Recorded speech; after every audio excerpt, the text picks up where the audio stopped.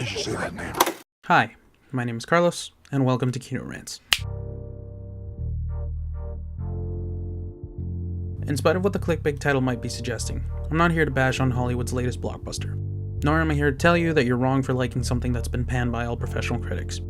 In fact, I'm here to try and ensure quite the opposite. Let me explain. Film, like any other art form, is one that we as an audience appreciate subjectively, which means to say that we enjoy and appreciate it as individuals rather than for any artistic merits that it may or may not hold. When talking about movies, or any art form for that matter, our appreciation of it is going to be affected by a number of factors, ranging from age, race, gender, socioeconomic backgrounds, religious beliefs, among countless others. These are all things that we carry along with us even before we set foot in the movie theater, and whether we like it or not, there are also factors that will undoubtedly affect how we perceive a movie. What a piece of junk! In short, whether we like a movie or not comes down to a matter of taste. But does the fact that we like a movie make it a good one? The short answer? No, it doesn't. At least not objectively. Yeah, well, that's just like, your opinion, man. While we can argue back and forth that everyone has a right to their own opinions, an opinion by its very nature is subjective. But that doesn't mean that a film can't still be analyzed for its objective qualities. Critics once held the key to this, but with the rise of the internet, general audiences were given an unfiltered outlet to share their thoughts. This ability to share and discuss things so freely is really something to be celebrated. But with an increased saturation of opinions floating around on the web, comes an inevitable dilution of critical understanding. As the late Roger Ebert put it, most of us just don't consciously look at movies, and the reason for that is because we don't really have to. That's where the critics would come in. Why the hell do you have to be so critical? I'm a critic. No, your job is to rate movies on a scale from good to excellent. What if I don't like them? That's what good's for. There are several elements that come into play when a movie is presented before your eyes. Film at this point in time is the furthest we've come in terms of achieving an all-encompassing art form. It's a marriage of audio and visual elements that come together to bring forth a seemingly unified vision. Critics, by the very nature of their profession, understand this, and the quality of a film in their eyes will often come down to how those elements come together in the final product. A film is very much like an essay, in the sense that it has an outline structure that most of them follow, and requires a proper and eloquent usage of its sources and language in order to make it more effective and powerful. Whether the intention is to entertain or even further political discussion, the art of filmmaking has rules and structures that the average viewer is often unaware of.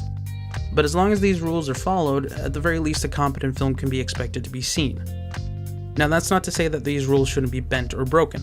They exist as a baseline, and should be experimented and played with as much as possible.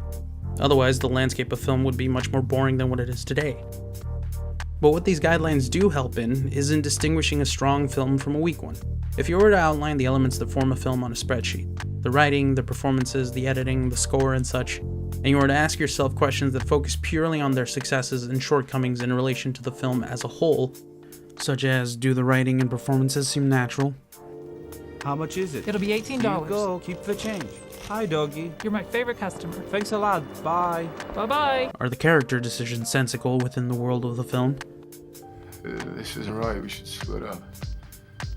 We can cover more ground that way. Yeah.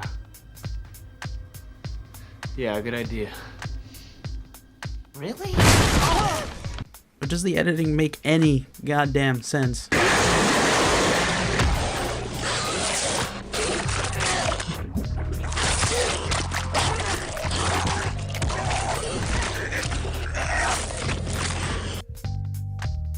And once you begin to ask questions like this, you come one step closer to understanding that film's objective quality. Because as much as you may disagree, one good performance doesn't make a movie good. A well-known director doesn't make a movie good. And a kick-ass soundtrack definitely doesn't make a movie good. Sure, these things help, but it's how these elements work together in the end that make or break the film. Now, none of this is to say that a good film should be loved by everyone. That's where the matter of taste comes back into play. But a rising problem that I've noticed in recent years is that of the increasing divide between audience and critical opinions, and an ever-growing backlash against those who come forth as having an opposing view to that of our own. What do you do when you get stuck on a movie line with a guy like this behind you? Wait a minute, why can't I give my opinion? This is a free country? He can give you. You have to give it so loud. I mean, aren't you ashamed to pontificate like that? In an age where information is shared everywhere, it's become more and more natural for people to share their opinions with the world unfiltered. And an inherent side effect of that is that we've become increasingly subject to confirmation bias in the process.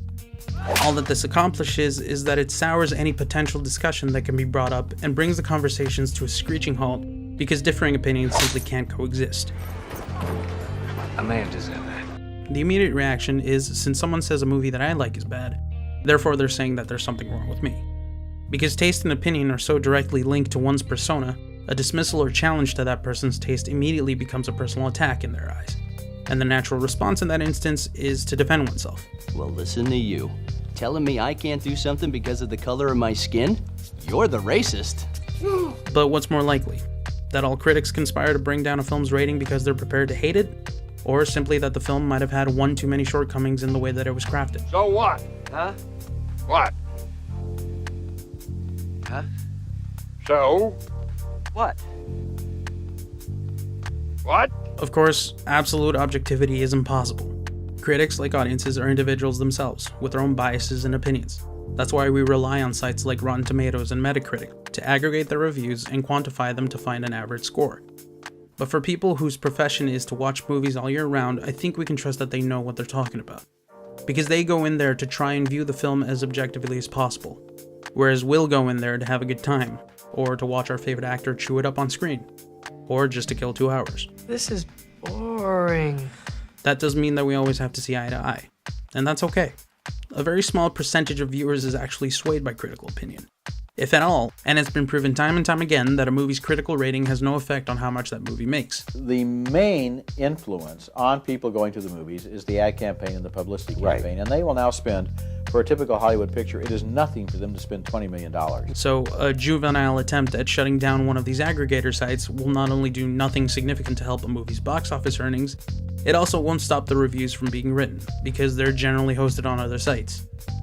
All this accomplishes is to widen the rift between audience and critics and ruin any potential at having a nuanced discussion about filmmaking.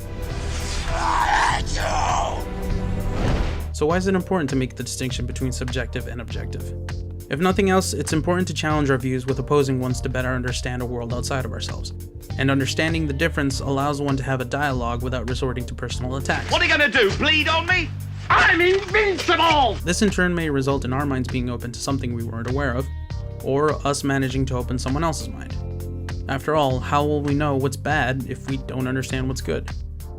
Even with that understanding, our taste isn't bound to change, and it shouldn't, because our taste just is. What we like can be bad, or it can be good. It can be a piece of shit, or it can be a masterpiece. We like what we like, so whether it's good or not shouldn't really matter. But if we can understand what makes something good, why shouldn't we ask for something better? Why don't you get your wings in your fucking bird suit, man?